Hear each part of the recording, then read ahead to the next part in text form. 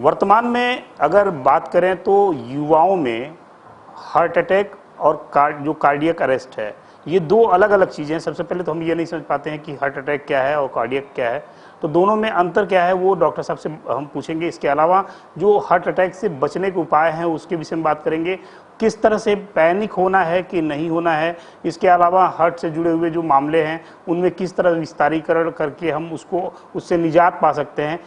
इन सब बातों पर जानकारी के लिए हमारे बीच में गोरखपुर जिले के सदर अस्पताल के जो हृदय विभाग के जो डॉक्टर हैं, डॉक्टर रोहित गुप्ता, उनसे हम बात करते हैं और समझने की कोशिश करते हैं कि पहला जो सवाल होगा वो ये होगा कि जो युवाओं में हार्ट अटैक हो रहा है या कार्डियक जो अरेस्ट हो रहा है वो मतलब उसका रीज़न क्या है। तो सबसे पहले तो ये बता दीजिए कि हार्ट अटैक और कार्डियक अरेस्ट में क्या अंतर है।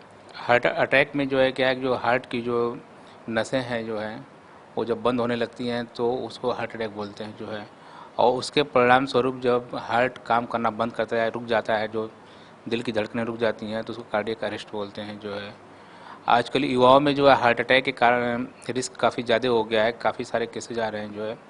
तो इसका मेन कारण यह है कि जो हमारा खान पान है, रहन सहन है, वो सारी चीज़ें बदल चुकी हैं जो है।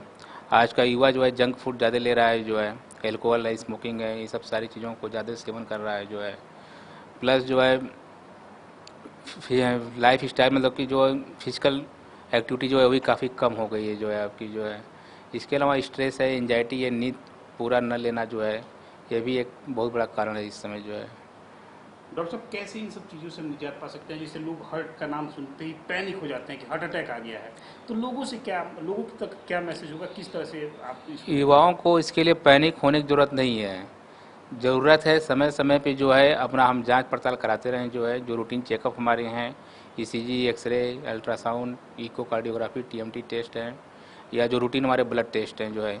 इसके साथ साथ अगर हमारा युवा चाहे जो भी पेशेंट हमारे हैं, खान पान अपना संतुलित रखें, दिनचर्या संतुलित रखें जो है, तो इन सारी चीज़ों से हम बच सकते हैं।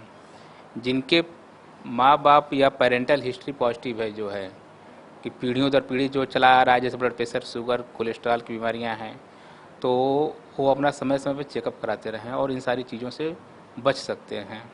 डॉक्टर साहब क्या कुछ खाना चाहिए। अभी जो युवा वर्ग है वो मान लीजिए जंक फूड या फास्ट फूड की तरफ भाग रहा है, उसका विकल्प क्या आपको लग रहा है कि किस विकल्प को वो तलाशेगा कि वो उन सब चीज़ों की पूर्ति भी हो जाएगी और उसको बहुत नुकसान नहीं करेगा। सबसे इम्पॉर्टेंट है आज के समय में जो है होम मेड फूड्स।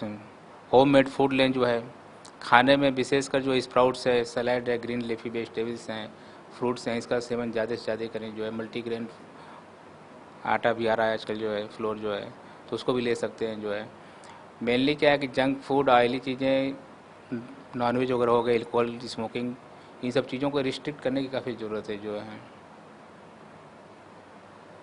बीपी भी एक तरह का जो है, बीपी हाई होना, हाइपरटेंशन, बहुत सारे ऐसे युवा हैं जो हाइपरटेंशन के पेशेंट हो जा रहे हैं। हाँ, तो उनको कैसे आप उनको क्या नसीहत दे रहे हैं, क्या बताना चाह रहे हैं। ब्लड प्रेशर, शुगर या कोलेस्ट्रॉल जो है, ये तीनों जो है हमारे हार्ट और ब्रेन के लिए जो है बहुत खतरनाक हैं जो है। और कहीं ना कहीं यही सारी बीमारियां आगे चलकर जो है हार्ट अटैक या ब्रेन स्ट्रोक की तरफ जाती हैं जो है। तो ऐसे मरीजों को जो है ब्लड प्रेशर, शुगर, कोलेस्ट्रॉल, ये सारी चीज़ें कंट्रोल करने की बहुत ज़रूरत है। और ये समय रहते अगर इनको हम कंट्रोल कर लेते हैं जो है, तो आने वाले खतरों से हम बच सकते हैं जो है। क्या कोरोना के बाद मतलब लोग ये कह रहे हैं कि कोरोना वैक्सीन लगाने की वजह से ये इस तरह के मामले ज़्यादा आ रहे हैं, तो आपको क्या लगता है। नहीं, ऐसा कोई साइंटिफिक डाटा भी नहीं है और ये संभव नहीं है जो है। ये मेनली हमारा खान पान बदल चुका है, रहन सहन बदल चुका है, हम बदल चुके हैं जो है, जिसकी वजह से रिस्क हमारा काफ़ी बढ़ गया है जो है।